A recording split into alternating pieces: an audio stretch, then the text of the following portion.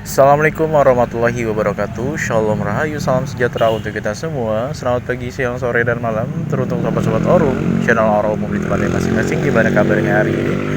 Semoga selalu dalam keadaan sehat walafiat dan dalam lindungan Allah Tuhan Yang Maha Kuasa. Amin. Setelah sekian lama, saya balik lagi menyapa teman-teman semua siaran di channel ini ya, channel Oromum Channel. Oke. Kemana aja sih saya selama ini? Ya nggak apa-apa, nggak kemana-mana. Ya memang ada kesibukan aja ya. Jadi jarang posting lagi ya, jarang upload.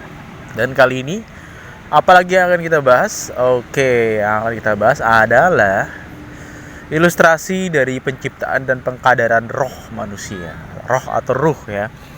Oke, kalau misalnya di agama disebutkan roh itu kan rahasia Tuhan. Memang benar, tapi bukan berarti kita tidak bisa mempelajari dan memahaminya.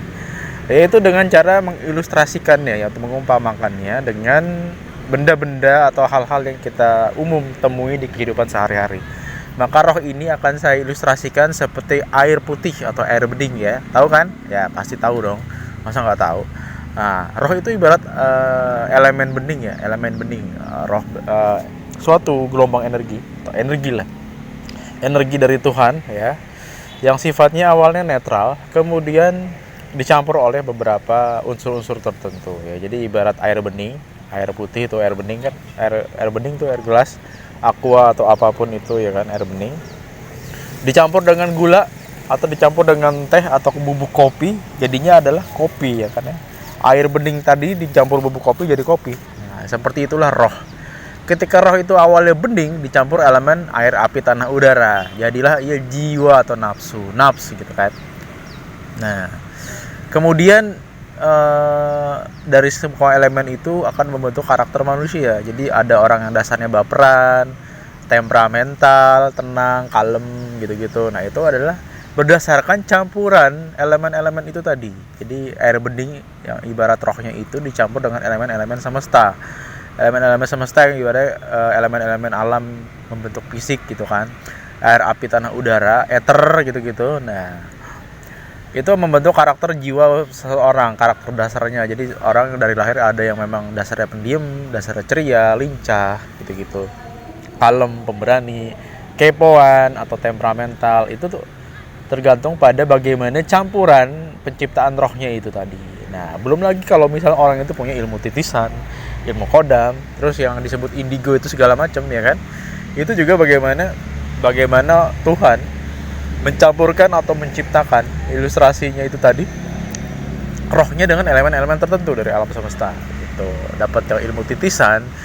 Nah, roh yang memiliki ilmu titisan kemudian jadi roh yang sakti atau orang sakti lah ya orangnya gitu kan. Inti manusia itu kan di roh atau jiwa atau soul lah bahasa Inggrisnya. Intinya orang itu di situ. Jadi kadang-kadang kalau kita mau menyareatin orang ya kan, dibacain itu rohnya assalamualaikum ya ruh misalnya. Nah, memang inti kesadaran dirinya itu ada di situ. Sedangkan jasad fisik ini kan hanya wadah ya. Roh itu juga terbagi peran, meskipun umpama gambarannya dia satu satuan yang utuh gitu, terbagi menjadi beberapa peran. Jadi ada roh penglihatan, roh pendengaran ketika sudah punya jasad. Rohnya pikiran, roh perasaan. Nah, PR-nya kemudian adalah bagaimana kita bisa menyatukan roh yang bercabang itu tadi. Coba hitung di diri kita, ada berapa fungsi hidup di tubuh kita ini ya. Lahir batin deh. Nah, itu dia. Roh itu satu, kemudian terbagi menjadi beberapa peran sesuai dengan fungsi hidupnya di tubuh ini. Ya. Maka yang disebut dengan olah spiritual itu olah jiwa atau olah roh gitu.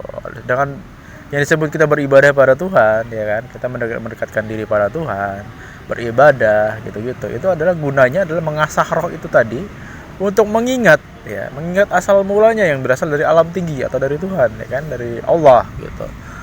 Itu dia gunanya ibadah gitu. Jadi kekuatan roh itu sangat luar biasa loh. Iya.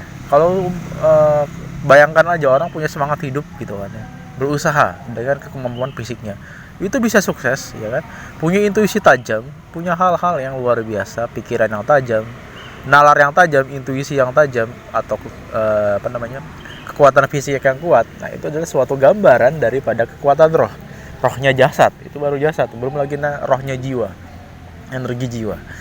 Orang kadang-kadang nggak ngapa-ngapain, tahu-tahu bisa menciptakan sesuatu, mendatangkan sesuatu, mewujudkan sesuatu. Bisa dibilang ini adalah dasarnya dari law ya. Law of attraction adalah kekuatan roh atau kekuatan jiwa.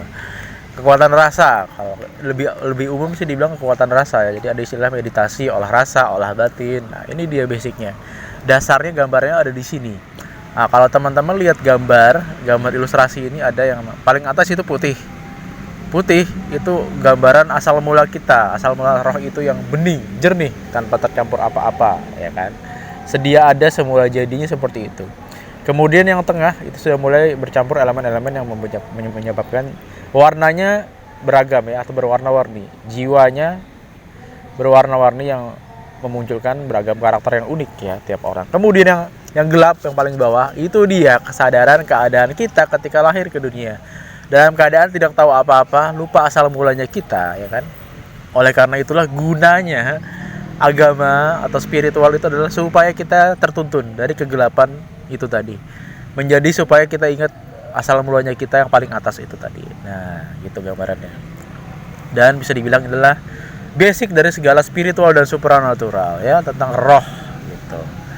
Ini sebenarnya kajian yang lumayan rumit, tapi saya sederhanakan aja melalui ilustrasi-ilustrasi yang umum sudah kita pahami. Misalnya kayak tadi air bening dengan bubuk kopi gitu ya. Oke, baik, nanti setelah itu kita akan melanjutkan lagi. Kalau ada bahasan yang selanjutnya akan saya lanjutkan di part kedua. Terima kasih untuk saat ini, segini dulu kali ya yang bisa saya sampaikan. Terima kasih ya udah menyimak dan mendengarkan, dan mohon maaf kalau misalnya penjelasannya agak belibet. Oke. Salam sejahtera untuk kita semua dan salam buat orang-orang terkasihmu ya. Terima kasih teman-teman. Assalamualaikum, shalom, rahayu.